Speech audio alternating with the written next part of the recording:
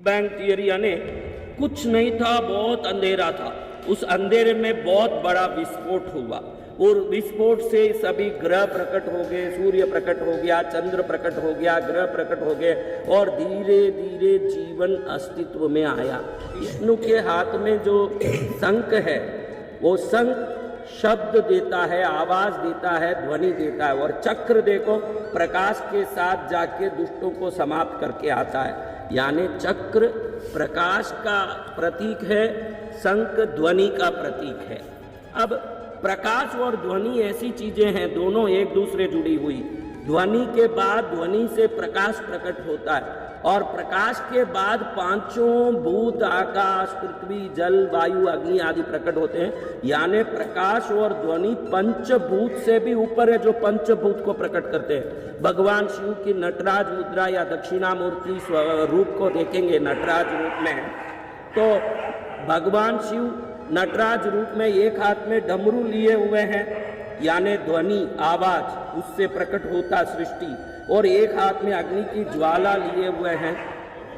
ये अग्नि की ज्वाला देखो प्रकाश है और ये डमरू ध्वनि है।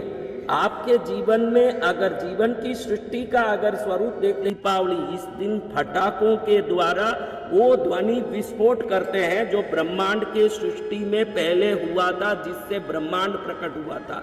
वो विस्फोट पहले हुआ तो ग्रहों प्रकट हुए, सूर्य प्रकट हुए, चंद्र प्रकट हुए, नदियां, पर्वत, वन सब प्रकट हुए।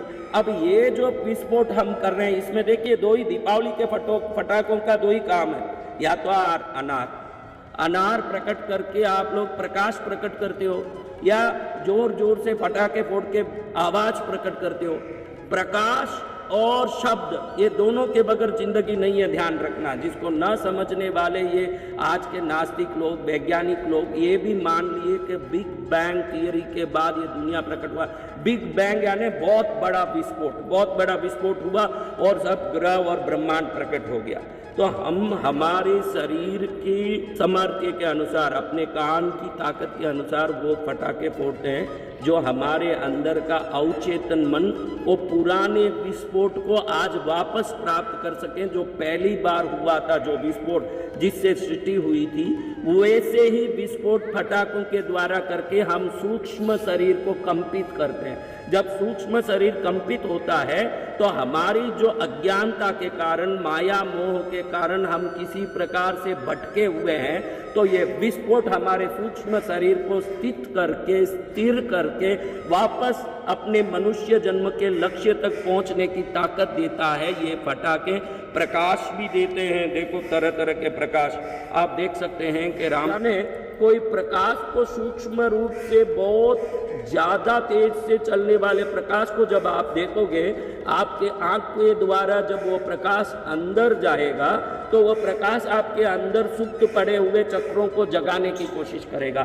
और जो शब्द जोर से विस्फोटित होता है भयंकर आवाज से, जिसको फटाके आप बोलते हो, वो विस्फोटन आपके दिमाग को पुराने चीजों से, पुराने कर्मों से बंद के जो गलत रास्ते में जा रहा है उसको एक प्रकार के शौक के द्वारा वापस नई जिंदगी में लाने की कोशिश करता है। ये दोनों काम जो फटाके और प्रकाश के दिए करते हैं, ये हमारे सूक्ष्म मन पर अज्ञानता के पर्दे को हटाने की सबसे बड़ी क्रिया जो दिवाली पर की जाती है। मेरे ख्याल से विश्व में ऐसा कोई प्रकार से हमारी आत्म उन्नति के लिए, जीवन की श्रेष्ठता के लिए, मनोवांछित सिद्धियों को प्राप्त करने के लिए मात्र सरलता के मनोरंजन से ही जीवन को श्रेष्ठ करने वाला कोई भी चीज इस ब्रह्मांड में ना तो मैंने देखा।